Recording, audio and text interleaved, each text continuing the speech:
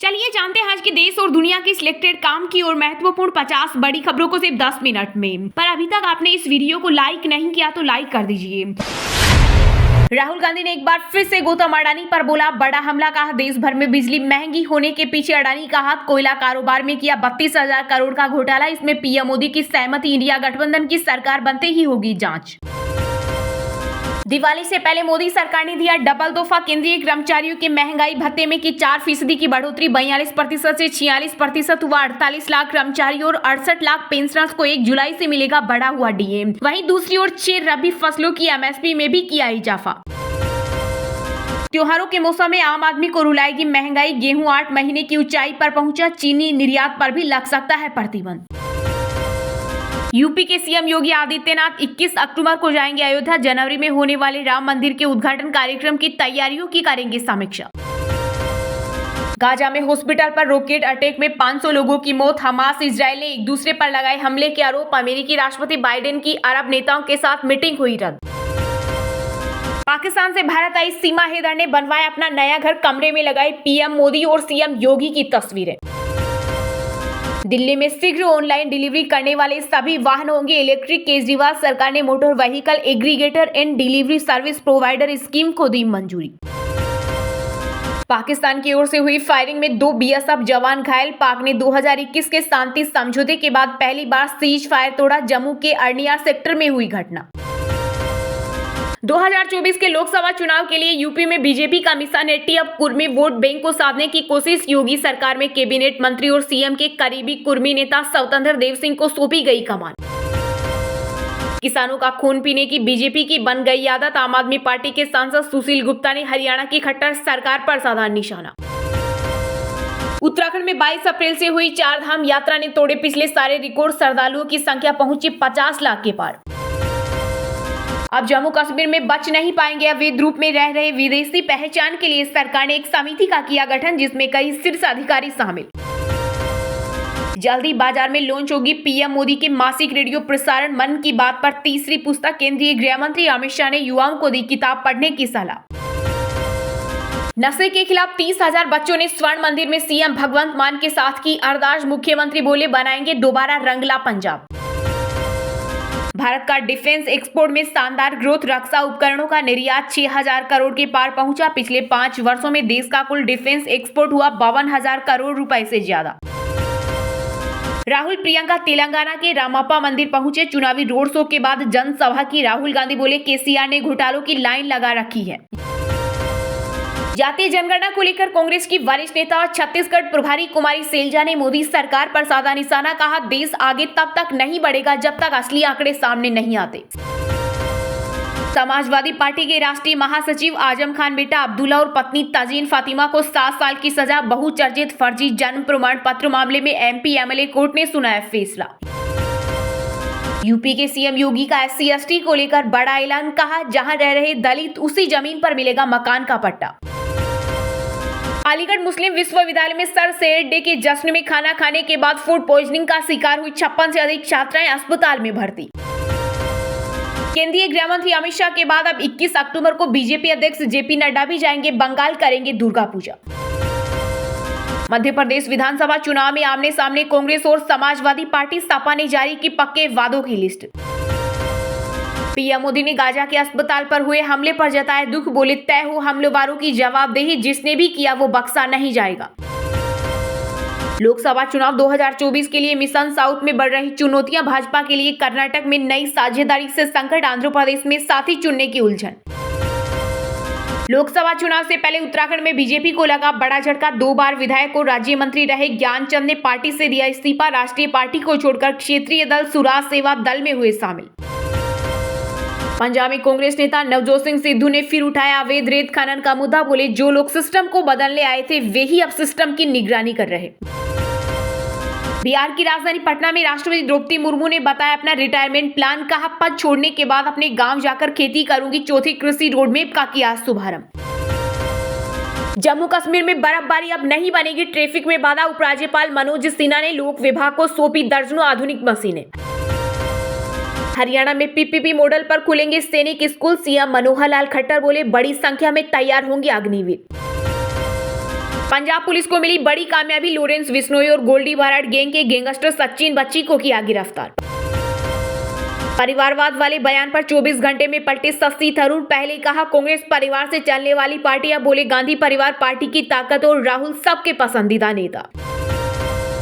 दिल्ली में 6 घंटे तक चली भाजपा कोर ग्रुप की बैठक, मध्य प्रदेश की बची हुई 94 विधानसभा सीटों पर तय हुए नाम। एमपी में टूट गई बात तो यूपी में छूट जाएगा 7 विधानसभा चुनाव में सीट बंटवारे पर कांग्रेस सपा में हार, इंडिया गठबंधन में भी आ सकती है नई मुश्किलें। यूपी के जालौन में बीजेपी ने नारी शक्ति वंदन सम्मेलन में भिड़ी महिलाएं, 20 सड़क पर हुई मारपीट।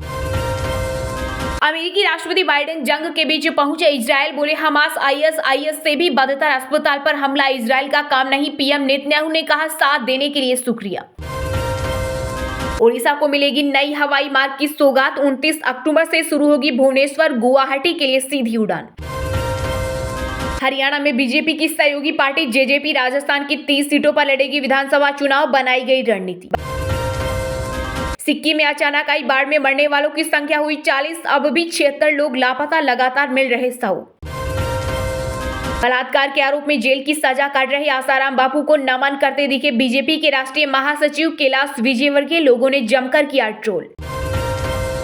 उत्तराखंड के लिए दुबई से आई अच्छी खबर, सीएम पुष्कर सिंह धामी ने 11,925 करोड़ के निवेश का एमओयू किया साइन। चलिए अब जानते हैं जो आम आदमी के काम की और फायदेमंद खबरें हैं उनको विस्तार से। पर इससे पहले अभी तक आपने इस वीडियो को लाइक नहीं किया तो लाइक कर दीजिए। दिवाली से पहले मोदी सरकार ने दिया डबल तोहफा, केंद्रीय कर्मचारियों के महंगाई भत्ते में की 4% की बढ़ोतरी, 42% से 46% हुआ। 48 लाख कर्मचारियों और 68 लाख पेंशनर्स को 1 जुलाई से मिलेगा बढ़ा हुआ डीए। वहीं दूसरी ओर 6 रबी फसलों की एमएसपी में भी किया इजाफा। जी हां, मोदी सरकार ने केंद्रीय कर्मचारियों के साथ साथ किसानों को भी दिवाली का बड़ा तोहफा दिया है। सरकार ने कर्मचारियों की महंगाई भत्ते में इजाफे को मंजूरी दे दी है। कैबिनेट की बैठक में डीए और डीआर में 4% की बढ़ोतरी पर मुहर लग गई है। वहीं सरकार ने किसानों को राहत देते हुए रबी फसलों की एमएसपी में भी इजाफा कर दिया है। पीएम मोदी की अध्यक्षता में हुई कैबिनेट की बैठक में केंद्रीय कर्मचारियों और पेंशन धारकों की महंगाई भत्ते में बढ़ोतरी पर मुहर लग गई है। महंगाई भत्ते में 4% की बढ़ोतरी के साथ इसे 42% से बढ़ाकर 46% कर दिया गया है। इसका सीधा फायदा करीब 48 लाख केंद्रीय कर्मचारियों और 68 लाख पेंशनर्स को होगा। बढ़े हुए महंगाई भत्ते का फायदा 1 जुलाई 2023 से मिलेगा। इसका मतलब है कि कर्मचारियों को 4 महीने का एरियर भी मिलेगा। महंगाई भत्ते के बढ़ने से केंद्रीय कर्मचारियों और पेंशनर्स को महंगाई से बड़ी राहत मिलेगी। हाल के दिनों में खाद्य महंगाई में जोरदार बढ़ोतरी देखने को मिली है। वहीं रेलवे कर्मचारियों को भी मोदी सरकार की ओर से खुशखबरी मिली है। कैबिनेट की बैठक में जो 3 बड़े फैसले लिए गए उनमें से एक रेलवे कर्मचारियों को दिवाली बोनस भी है। उन्हें 75 दिन का सैलरी बोनस के तौर पर मिलेगा। इसके अलावा केंद्र सरकार ने गेहूं का न्यूनतम समर्थन मूल्य 150 रुपए प्रति क्विंटल बढ़ाकर 2,275 रुपए प्रति क्विंटल कर दिया है। गेहूं और दालों के साथ साथ केंद्र सरकार ने रबी की 6 अन्य फसलों की एमएसपी में बढ़ोतरी की है। इससे किसानों की आमदनी पर सकारात्मक प्रभाव पड़ेगा। दरअसल एमएसपी न्यूनतम समर्थन मूल्य होता है। इसे सरकार द्वारा किसानों को आर्थिक सुरक्षा प्रदान करने के लिए किया जाता है ताकि उन्हें फसल का सही मूल्य मिल सके। राहुल गांधी ने एक बार फिर से गौतम अडानी पर बोला बड़ा हमला, कहा देश भर में बिजली महंगी होने के पीछे अडानी का हाथ, कोयला कारोबार में किया 32,000 करोड़ का घोटाला, इसमें पीएम मोदी की सहमति, इंडिया गठबंधन की सरकार बनते ही होगी जांच। जी हां, कांग्रेस नेता राहुल गांधी ने एक बार फिर से अडानी ग्रुप के मालिक गौतम अडानी का मुद्दा उठाया और आरोप लगाया कि अडानी ने 32,000 करोड़ रुपए का घोटाला किया है। उन्होंने ये भी कहा कि अडानी की वजह से ही बिजली महंगी होती जा रही है, लोगों का बिल बढ़ता जा रहा है। कांग्रेस नेता ने कहा कि अडानी इंडोनेशिया में कोयला खरीदते हैं और उसका हिंदुस्तान में रेट डबल हो जाता है। वो कोयला की कीमत को गलत दिखाते हैं। प्रेस कॉन्फ्रेंस करते हुए राहुल गांधी ने कहा लोग जैसे ही बिजली का स्विच ऑन करते हैं अडानी के जेब में पैसा जाता है। उन्होंने कहा अडानी की रक्षा भारत के प्रधानमंत्री कर रहे हैं, इन पर पीएम मोदी का प्रोटेक्शन है। दुनिया के बाकी देशों में जांच हो रही है लेकिन भारत में अडानी को ब्लैक चेक दिया गया है, वो जो मर्जी चाहे कर सकते हैं। राहुल गांधी ने आगे कहा कि पहले हम लोग 20,000 करोड़ रुपए कह रहे थे लेकिन अब उसमें 12,000 करोड़ और जोड़ दिए गए। इसका मतलब अडानी ने 32,000 करोड़ का घोटाला किया है। उन्होंने कहा कि प्रधानमंत्री जी अडानी की जांच क्यों नहीं करा रहे, ये पूरा देश जानता है। सेबी कह रही है कि डॉक्यूमेंट्स नहीं मिल रहे हैं लेकिन फाइनेंशियल टाइम्स को सारे डॉक्यूमेंट्स मिले हैं, ये हम नहीं कह रहे हैं, लंदन के अखबार के हवाले से खबर आई है। राहुल ने कहा भारत के प्रधानमंत्री की सहमति के बिना ऐसा नहीं हो सकता। कांग्रेस नेता ने भारतीय मीडिया से भी सवाल पूछते हुए कहा कि रोचक बात है कि यह स्टोरी आती है लेकिन हिंदुस्तान की मीडिया एक सवाल नहीं पूछती। शरद पवार की अडानी से नजदीकी को लेकर राहुल गांधी ने कहा शरद पवार देश देश के पीएम नहीं है, वो अडानी की रक्षा नहीं कर रहे, इसलिए मैं शरद पवार से अडानी को लेकर सवाल नहीं पूछता।